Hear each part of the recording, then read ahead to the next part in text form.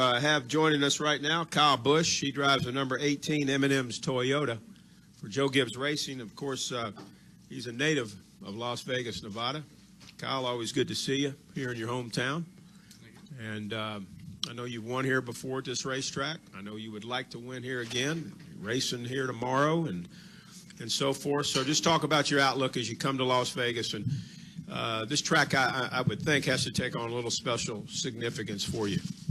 Yeah, this one takes on more special significance than many of the others, but there's still some others that have special significance as well too. And just coming back to Las Vegas, being the hometown, and just being back at this racetrack. Remember watching it being built and racing over at the short track just over the corner there, and having some fun, being able to hone in my skills, I guess, and somehow make it to this level. So it's been a journey, but yet it's fun to always come back here to race here. Won here in '09, and look forward to always being able to try to capture another win here if we can. And this time no different than any other. Just a few different rules this year that we're trying to tackle with yesterday's test session, and seeing what we could learn and get ready for this weekend. Take some questions. We'll start here with Mike. Raise your hand there, Mike. We'll go to Holly, and we'll go to Reed, and then to Mark. Mike, Holly, Reed, and Mark. Mike Hember, USA Today. Kyle, considering the new format and not addressing your specific situation, but is a bad start to this season less bad than it would have been in past years? I think as long as you can get a win, yeah, I don't think it really matters as much anymore. If you don't get a win, then you still want to have a strong start, because there still are going to be guys that make the chase without having wins, So I think, for instance, my start's not terrible. I think I'm 14th in points or something like that, so I'm kind of already in if you look at it that way. But, Kurt, for instance, he's had a horrible start.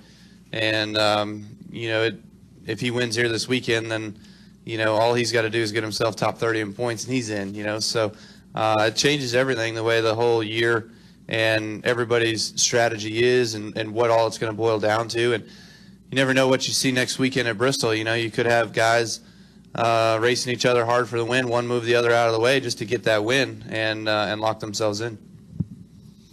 We'll go to Holly, we'll go to Reed, Mark, and then we'll work our way over here. Go ahead. Holly Kane, NASCAR.com. Hey, Kyle. Could you tell me a little bit about what kind of racing town is Las Vegas? Both you and your brother, Dylan, has come up. What is the reception you guys get when you come back here? And just kind of how do you put it in place in terms of, it being a racing town? Yeah, it's not necessarily a racing town at all, really. When we were growing up, I remember, back in the early 90s and whatnot, watching my dad racing limited late models and late models. And then, races, we started racing dwarf cars and whatnot in '92. And so then we started moving around a little bit from Vegas to Pahrump to Mojave to Lake Havasu and stuff like that. And, so it wasn't necessarily that we ran in Las Vegas. My dad and brother didn't necessarily run in Las Vegas for points until about 90, 95. Kurt started racing here for Street Stock Championship, But all in all,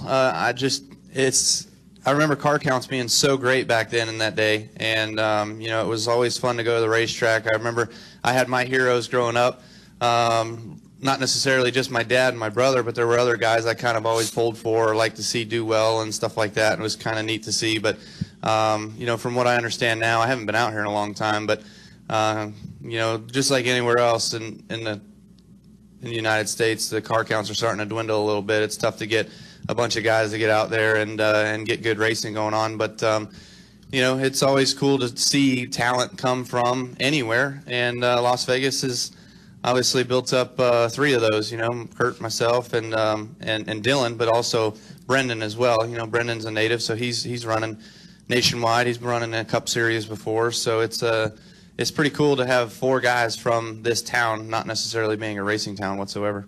And just as a real quick follow-up, do you feel more fan love here than you do at other places? Is there a real sense that you guys are the hometown guys to cheer for? No. This is a vacation destination for a lot of race fans, so there are a lot of out-of-towners that do come here. So It's not 100,000 people from Las Vegas that'll be sitting in these grandstands. I bet you it's probably only 20 or 30. But you know, it's just a part of the deal. Plus, I'll tell you this is, you know, when I was coming up through the ranks, I won a lot and probably won too much, and didn't make very many friends. So I'm not so sure that I don't have very many pulling for me anyways, because I kicked their butt too much. No brag, just fact, right? That's right. Go ahead, right here. Reed Spencer with NASCAR Wire Service. Kyle, when with the new point system, when does the sense of urgency start to set in if you don't have a win? Is it now? Is it halfway through? And does it heighten the focus at all on places where you're really good, like Bristol or the spring race at Richmond, things like that? There's a sense of urgency at all, to be honest with you. In my book, you know, I've thought of it both ways. You know, if I get a win or multiple wins or whatever, great, that's cool. You know, if I don't get any wins, as long as I'm in the top 16 and there isn't 16 guys that have wins, then I'm fine, right? In order to lock yourself to the next round. You know, I think what's the first round? It's Chicago, Loudon, then what? Dover would be the cutoff. Yeah. So those three, that's when you start hunting wins really hard, and you know, trying to do whatever you can in order to get checker flags in the chase. Let's go to Mark, and then we'll work over here to Lewis, this gentleman here, and Kenny. Go ahead, Mark. Mark Anderson, Las Vegas View Journal. Kyle, you've been so dominant in Nationwide. Can you just talk about the importance of that series too, and what it would mean to you to win that race here tomorrow? Yeah, I think the Nationwide Series is a huge importance to our sport in general, but also to you know, the betterment of drivers and being able to raise them up and get them ready for the Cup Series. But also, you know, it's a series where I like to go and enjoy my time also racing on the racetrack. I mean, it's free to us all to compete as long as you're out there with a sponsor or a car and all the rest of the stuff. You get my point. But to the event, you know, it's you're right. I've been dominant in the Nationwide Series. I've won a ton of races in the Nationwide Series. I don't know what it is or why it is, but I haven't won here yet in the Nationwide. And you know, come close a couple times on the flatter surface, and then also come close on the first race here with Jeff Burton. But you know, there's been times where it's also just we've been stupid fast and stupid silly things have bit me. You know, just blown tires and parts breaking, me spinning out and wrecking. I mean, all kinds of different things. So, you know, this place has got one on me for sure, Nationwide. Let's go to Lewis. Go to this gentleman here, Kenny, and then I believe Marty had a question. Go ahead. Yes, Louis Frank, Reuters and AutoWeek.com. Kyle, flip side of pressure of getting the win and locking yourself into the chase, does that allow your guys to go a little wild and trying some experiments till the chase starts? I mean, have you discussed strategy, what you'll do after you kind of lock in? Yeah, I don't. We haven't really discussed any of that stuff. I think it'll kind of play out once you get to that point, I presume. I could be wrong, but you know, for us, I don't know that we've ever not tried to go in and win a race, anyways. You know, throughout a season. I meant experiment. I know you try. Yeah. Sometimes we've had experimental things bite us and give us DNFs too, you know. So you always want to finish races. I think that's a big thing. But you know, as far as all that goes, it's way too early for us. We haven't even discussed any of that stuff. So we're just working with what we got right now, and it's still early. We're experimenting every day because we don't necessarily know exactly what this rule package entails and what's going to make these cars go fast with no ride height rules and everything else. So. As far as experimentation, I mean, that's going on every day.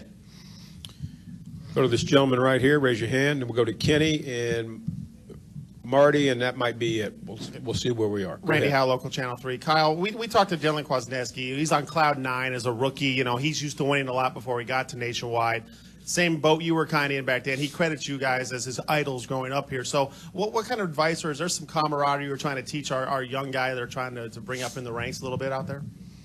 I mean, the biggest thing is, you know, just trying to make a name for yourself while doing it smoothly. You know, you don't want to go out there and be stupid and wreck a ton of guys and, you know, make enemies right off the bat. You know, there's been a few that have done that, and yet it still lingers in their reputation to today. So, you know, as far as Dylan goes, I've heard nothing but good things about him. He's come up a pretty good way, and he's won races, and I think about everything he's participated in, which is good.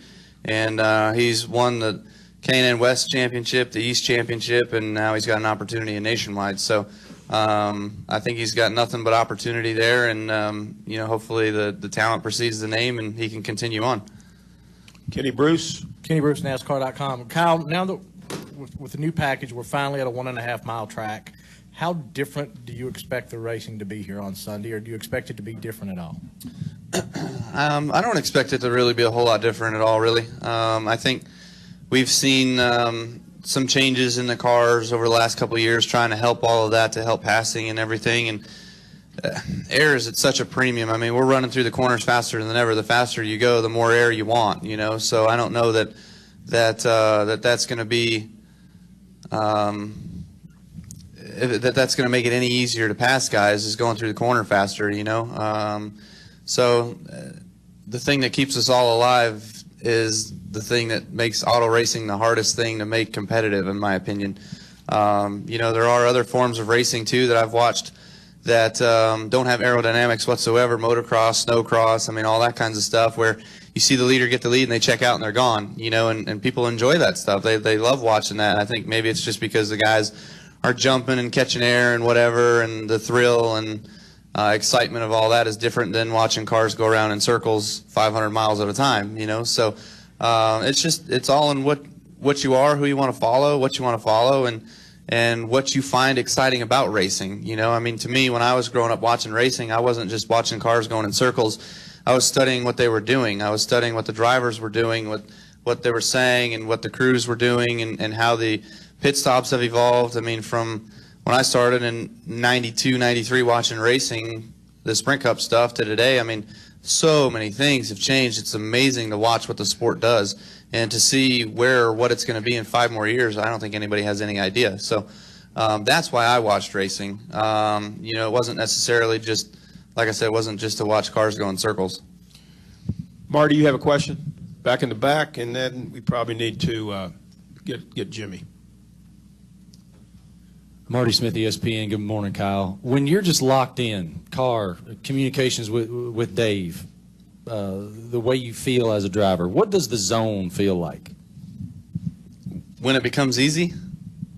Because it's never easy. I don't know.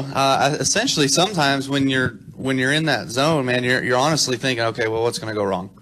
You know, I mean, you've seen so many things over the years that have cost you wins or what have you, and you're wondering, well, which one is it going to be now? But all in all, when you're feeling good about things, you know, when communication's good, when the car's good, when you're just out there leading laps, I mean, that's the best thing going for you. It's essentially about just trying not to screw up and trying to keep going and keep doing what you're doing. You know, you're feeling everything in the car, making sure that you know, you're taking care of your tires, you're trying to save as much fuel as you can. I mean, the most remembrance of that feeling last for me was probably California last year. You know, just out front, leading a ton of laps, running by myself, you know, and leading the race. But what's tricky about that is depends on where you're at. You know, if you're running the bottom, okay, you got to hit your line to run the bottom. If you're running the top right next to the wall, you got to hit your line and not slip and get into the wall. You know, so a lot of things go on into to riding out front, but it's not always easy.